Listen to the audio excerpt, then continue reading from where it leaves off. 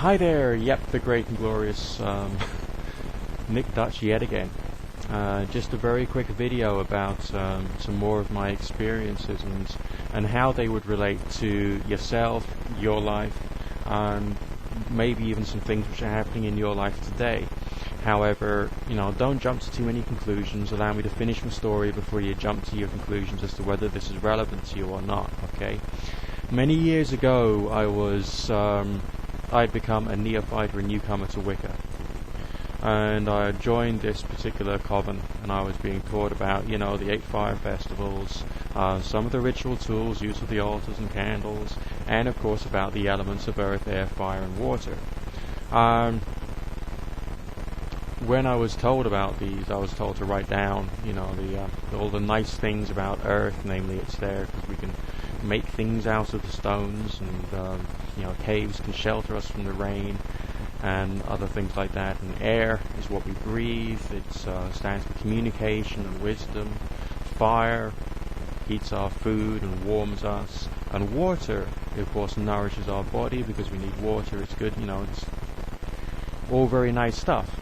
But I also wanted to investigate the ideas of the 4 elements in much greater detail, because earth doesn't just mean caves and stones and pretty crystals. Earth also means earthquakes. Earth also means rockfalls. Earth also means the destruction of life through some forms of natural disaster. Tsunamis can be caused by disturbances in the Earth's crust. So I started writing this down. Then with air, I wrote down tornadoes, hurricanes, destruction of homes, destruction of property, because these are also other aspects of air. With fire, I wrote down volcanoes, house fires, nuclear reactors, explosions, bombs, because these are not other aspects of fire. And with water, of course, tsunamis yet again. Also, there's a negative aspect to water if we don't get enough, so that we could add droughts, we could add floods, we could add not just, really big whirlpools, rapids, drowning. There's always going to be different aspects to all the various things that we're told. Seeing the one problem, or the one question, which in this case was the elements of earth, air, fire, and water, from different points of view. Now, it is important to take ideas and see them from another point of view. It's vital. But I was not just discouraged against that. I was rather passionately discouraged against that. Essentially, I was being told to only think about the positive, soft, fluffy aspects of the elements, aren't they nice? When that's not what nature's about anyway. So, and also, if you're working with magical ideas, you've got to understand them completely, so you can work out what particular, variety of energy you want to work with.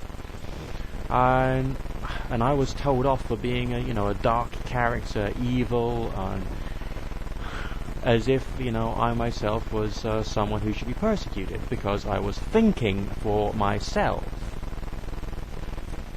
The reaction I got was just too extreme, man.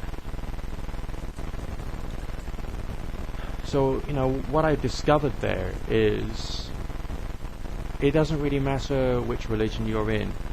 It doesn't really matter which political organization you're in. It doesn't really matter which groups you're in or what your tribal attitude is. You're all being told to think the same, and you're also being told stuff to make you mentally numb, mentally weak, pathetic. You got to move out of that. Now, if you are going to be an occultist, you got to be able to think about all the various different emotional and intellectual ramifications of everything that you're dealing with. You're invoking, evoking, praying to, praying with, praying for, meditating upon, doing rituals for, and so on and so forth. You've got to. And when you're doing that one particular ritual, prayer, or meditation, you've got to make sure that the words you're using sum up the atmosphere or the energies of what you're doing. The colours seem to have the right meaning to you, because of course the colour blue to some people means healing, but in other cultures it actually means despair, for instance. You got to think of whether the shapes are actually doing it for you and helping to portray the right message, and numbers you're using are also doing it for you and portraying the right message, the symbols you're using and all the rest of it. But if you're only being told this numb shit